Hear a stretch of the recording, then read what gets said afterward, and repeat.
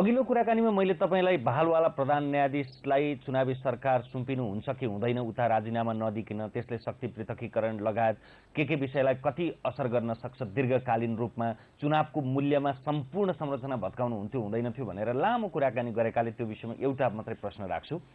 अहिले पनि बहाल रहेकै अवस्थाको प्रधान न्यायाधीशले अब मंसिरमा मात्रै हुने भन्न खोजे, मंसिरमा पनि हुने नहुने जे होस् मंसिरसम्म चाहिँ यो सरकार रहने भइसके पछाडि अब राजीनामा दिए हुँदैन प्रधान न्यायाधीशबाट?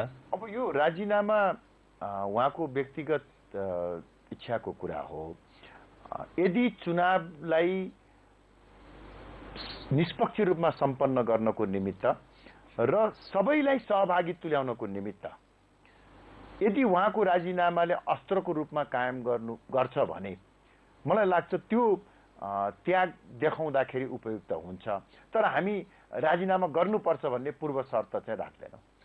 संयन्त्रलाई यो राजनैतिक रूपमा सरकारको सल्लाहकारको रूपमा भनिए पनि त्यसलाई संविधानले चिन्दैन, संविधानको बाधा अड्काउ पछाडिको संशोधनले पनि चिन्दैन। संविधानले चिन्ने दुईवटा संयन्त्रसँग लगातार 2 दिनको भेटपछि प्रधानमन्त्री भनौँ अथवा चुनावी परिषदका अध्यक्ष र राष्ट्रपतिसँग भेटिसके पछाडि तपाईलाई के चुनाव हुँदैछ मंसिरमा भन्ने लाग्यो कि निराश हुनुभयो? अलिकति आशा चाहिँ पलाएको छ, तर जुन किसिमको जटिलता सिर्जना हुँदैछ त्यो जटिलतालाई यो गैर राजनैतिक र गैर दलीय सरकारले समाधान गर्न सक्छ कि सक्दैन भन्ने बारेमा अझ पनि आशंका छ। आषाढमा उहाँहरूले गर्ने घोषणा गरेर गर्नुभएको भए मलाई लाग्छ अहिलेसम्म परिस्थिति नै अर्को भइसक्थ्यो। तर उहाँहरूले पनि अब विभिन्न कारणले अब चाहिँ जुन ढिलाइ गर्नुभयो त्यसले अब नयाँ नयाँ जटिलताहरू सिर्जना हुँदैछ। त्यो जटिलतालाई यो सरकारले समाधान गर्न सक्छ कि सक्दैन भन्ने बारेमा धेरै ठुलो आशंका छ। तर मैले अघि पनि भने कि उहाँहरू दुईजनासँग भेट्दाखेरि उहाँहरूले जुन किसिमको प्रतिबद्धता व्यक्त गर्नुभयो त्यसले अलिकति आश गर्ने ठाउँ चाहिँ पलाएको छ।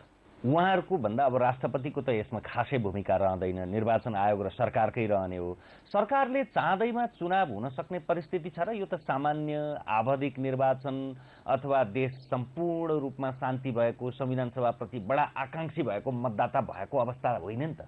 अब यो गैर राजनीतिक चरित्रको सरकार भएको हुँदा यसले मुलुकमा कायम भएका राजनीतिक जटिलताहरूलाई समाधान गरेर जुन एउटा व्यापक असन्तुष्टि बोकेर रहेका राजनीतिक दलहरू छ ती सबैलाई चित्त बुझाएर यसले निर्वाचन गराउन सक्ने अवस्था होइन। त्यो हामीले सोच्नु पनि हुँदैन। वास्तवमा त्यसको यो म्यान्डेट पनि होइन। जुन धमिलिएको राजनीतिक वातावरण छ त्यो राजनीतिक पक्षले नै सुधार गर्नुपर्छ। वास्तवमा यो 4 राजनीतिक दलको जुन एउटा सिन्डिकेट खडा भएको छ यसले नै यो राजनीतिक वातावरणलाई धमिलो बनाएको हो। यत्रो संविधान सभाको चुनाव जस्तो विषयमा निर्णय गर्दा केवल एकलौटी ढंगबाट उहाँहरूले अगाडि बढ्नुभयो। दुर्भाग्यवश त्यसैलाई राष्ट्रपतिले पनि अनुमोदन गर्नुभयो र त्यसले एउटा जटिलताको स्थिति सिर्जना गर्यो। अब यो जटिलता फुकाउने काम खिलराज रेग्मीजीको नेतृत्वको सरकारले प्राविधिक व्यावहारिक संवैधानिक वातावरण बनाउन सक्दछ तर राजनीतिक निकास यसले दिन सक्दैन। त्यसको निमित्त बरु राष्ट्रपतिले केही भूमिका खेलिदिन सक्नुहुन्छ। अहिले हामीले आज राष्ट्रपतिजीसँग भेट्दाखेरि पनि त्यो कुरा भन्यो कि उहाँले विगतमा सर्वदलीय बैठकहरू बोलाएर जति बेला डाक्टर बाबुराम भट्टराईसँग अरू दलहरूले संवाद पनि गर्न चाहेका थिएनन् त्यो बेलामा उहाँले त्यो संवादहीनताको स्थितिलाई फुकाइदिनु भयो। अहिले त्यही किसिमको स्थिति देखिएको छ। त्यसकारणले एउटा सर्वदलीय बैठक गर्ने सबै राजनीतिक दलहरूलाई चुनावतर्फ उन्मुख गराउने काममा राष्ट्रपतिले भूमिका खेल्न सक्नुहुन्छ र अन्य राजनीतिक दलहरू खास गरी ती राजनीतिक दलहरू जसले यो चाहिँ वातावरण धमिलो बनाएका छन् उनीहरूले त्यसतर्फ कदम चाल्नुपर्छ। चर्चा चुनावको ब्यानर भइसकेपछि अब मंसिरमा नै सही लम्बियो चुनावको मिति बेग्लै होला। त्यो अब 10-15 दिनमा घोषणा पनि गर्ला सरकारले निर्वाचन आयोगसँग परामर्श गरेर। तपाईका चुनावका एजेन्डा के हुन् राप्रपा नेपालको? अब बडो राम्रो प्रश्न गर्नुभयो। वास्तवमा यो पटकको चुनावमा कसैको एजेन्डा छ भने त्यो राप्रपा नेपालको मात्रै छ। अरूको कुनै पार्टीको एजेन्डै छैन। के भनेर उहाँहरू जाने म त हेर्न खोजिराखेका छु कि वास्तवमा हामीले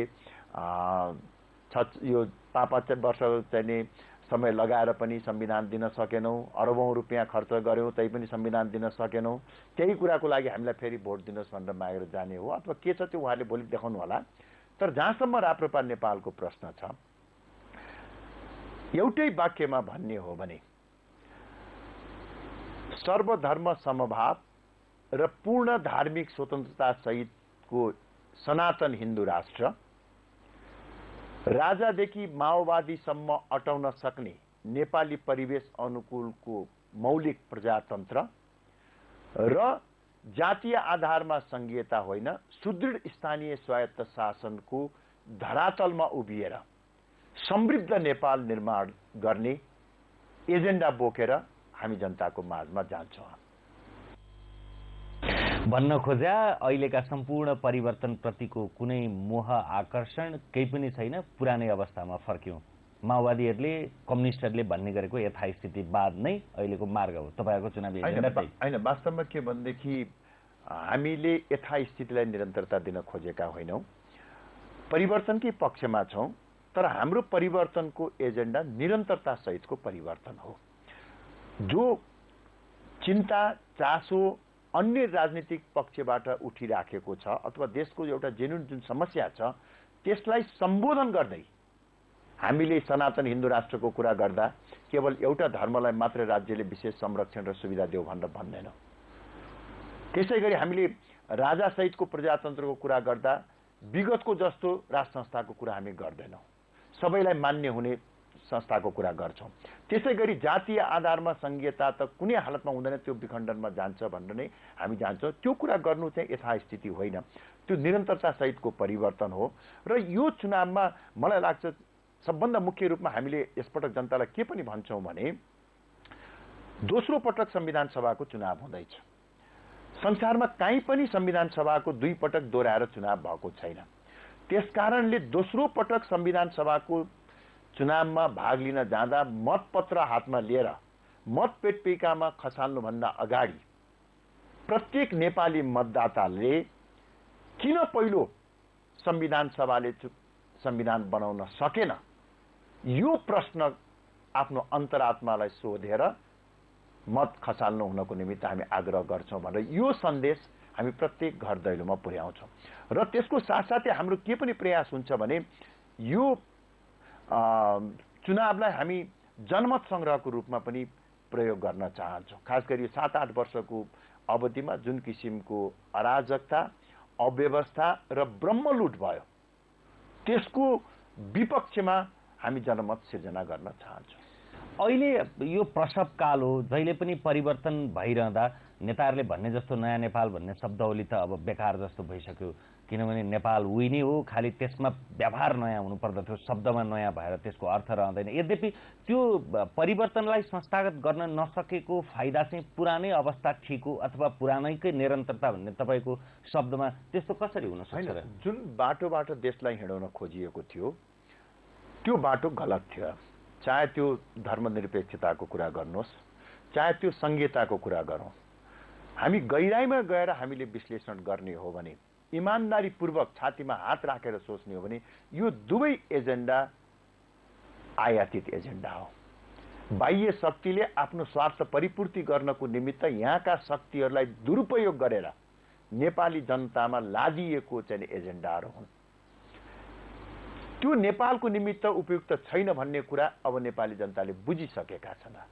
अब त्यसको विकल्पमा हामीले जुन बाटो देखाइराखेका छौं त्यो बाटोको सार्थकताका बारेमा हामी जनतालाई चित्त बुझाउने प्रयास गर्छौं। त्यसकारण हामीले एउटा स्थापित मान्यतालाई विस्थापित गर्न खोजेका होइनौं।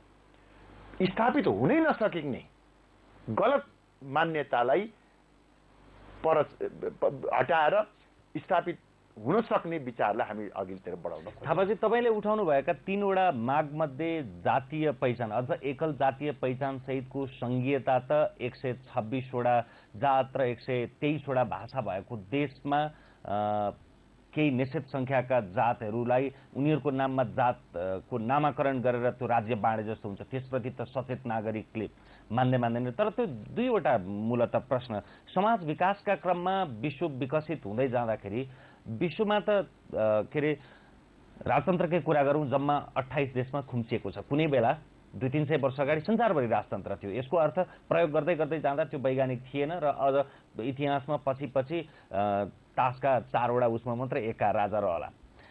अब धर्मनिरपेक्षताकै कुरा त्यो केही धेर संख्यामा होला, यद्यपि राज्यको धर्म नहुनु भन्ने कुरा वैज्ञानिक नै होला। बेस्ट इन्ट्रेस्ट आफ्नो ठाउँमा छ, होइन र? होइन, जहाँसम्म धर्मनिरपेक्षताको कुरा छ यसको नकारात्मक अर्थ छ त्यहाँ। धार्मिक स्वतन्त्रता भन्नु र धर्मनिरपेक्षता भन्नु एउटै कुरा होइन। वास्तवमा हामीले धर्मनिरपेक्षता हुनु हुँदैन, सनातन हिन्दू राष्ट्र हुनुपर्छ भनेर भन्नुको मुख्य कारण के हो भने, एक, नेपालमा 81% हिन्दूहरू छन्, 9% बुद्ध धर्म मान्ने छन्, 3% किराँत धर्म मान्ने छन्। यी सबै ओमकार परिवार र सनातन धर्महरू हुन्। यो 94% नेपाली जनताको आस्था र विश्वासको संरक्षण, यसको पहिचान कायम हुनु पर्दछ भन्ने एउटा पक्ष हो भने, अर्को 94% जनताको आस्थालाई निषेध गरेर मुलुकमा दिगो सांस्कृतिक र धार्मिक सद्भाव र एकता कायम हुन सक्दैन। र तेस्रो, यो जुन धर्मनिरपेक्षताको आडमा जुन ढङ्गबाट योजनाबद्ध र सङ्गठित रूपमा धर्म परिवर्तन गराउने काम गरिराखेको छ, यसलाई रोक्नु जरुरी छ। त्यसकारणले हामीले तपाईको चाहिने भन्दा बढी डर होला क्या? 58 को सर्वेक्षण भन्दा अहिले हिन्दूहरू बढ्या छन्, धर्मनिरपेक्षता यति बेलै घोषणा भएको छ। अनि हेर्नुहोस्, वास्तवमा के भन्दाखेरि अब यो तथ्याङ्कको बारेमा पनि अलिकति मतभेद त छ, त्यसलाई म पूर्ण रूपमा चाहिँ अस्वीकार गर्दिनँ। तर अहिले चाहिँ व्यवहारिक रूपमा हेर्ने हो भने 2007 सालमा मैले कुनै धर्मको विरुद्ध कुरा गर्न खोजे होइन, इसाई धर्म क्रिस्चियनहरूको विरुद्धमा होइन, कोही व्यक्ति पनि विरुद्धमा पनि होइन। केवल यति मात्र म आम नेपाली जनतालाई जानकारी गराउन चाहन्छु कि 7 सालमा करिब 25 जना इसाई धर्मावलम्बी भएको मुलुकमा अहिले 2069 सालमा आइपुग्दाखेरि 70 मा आइपुग्यो अहिले त। अहिले 70 सालमा चाहिँ आइपुग्दाखेरि अब इसाई धर्मावलम्बी संस्थाहरूकै विश्वास गर्ने हो भने झन्डै 25 लाखको संख्यामा पुगिसक्यो। यो त नेपालको धार्मिक सांस्कृतिक मान्यतामाथिको नाङ्गो आक्रमण हो। यो रोकिनु पर्छ। हेर्नुहोस्, मलाई व्यक्तिगत रूपमा कसैले धर्म परिवर्तन गरेकोमा पनि आपत्ति होइन, तर लाखौं लाखको धर्म परिवर्तनको यो पहिरो केवल व्यक्तिगत स्वतन्त्रताको प्रयोगबाट होइन, लोभ, लालच, प्रलोभन, डर, त्रास र भ्रमको आधारमा भएको हुँदा यो रोकिनुपर्छ भन्ने हो। जहाँसम्म तपाईँले अघि राष्ट्र संस्थाको कुरा गर्नुभयो, यस सम्बन्धमा म यति मात्र भन्न चाहन्छु के भने, हेर्नुहोस्, यसमा धेरै व्याख्या पनि भइसकेका छ। नेपालको जुन किसिमको भू राजनीतिक अवस्था छ, नेपालको जुन किसिमको धार्मिक, सामाजिक, सांस्कृतिक परिवेश छ, हामी अहिले पनि एउटा नेसन स्टेट राष्ट्रको रूपमा चाहिँ स्थापित भइसकेका छैनौँ। र अर्को, नेपालको जुन किसिमको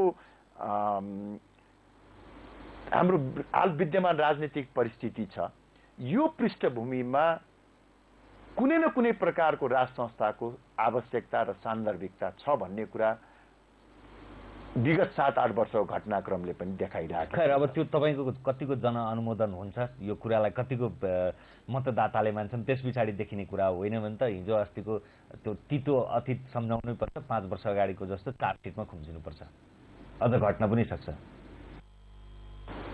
मलाई लाग्छ अहिले जुन किसिमको जनताको चेतना छ, यसलाई हेर्दाखेरि राप्रपा नेपाल आगामी निर्वाचनमा देशको एउटा अग्रणी राष्ट्रवादी प्रजातान्त्रिक शक्तिको रूपमा स्थापित हुन्छ भन्ने मलाई विश्वास छ। त्यो हुनका लागि चुनाव हुनु पर्यो, हुन्छ होला? चुनाव त हुनै पर्छ। चुनाव नभइकन त अब हुने कुरै भएन। चुनाव त चाँडो हुनुपर्छ र चुनाव निष्पक्ष पनि हुनुपर्छ। यसैको निमित्त हाम्रो जोड हो। हुन्छ, समय र संवादका लागि धन्यवाद।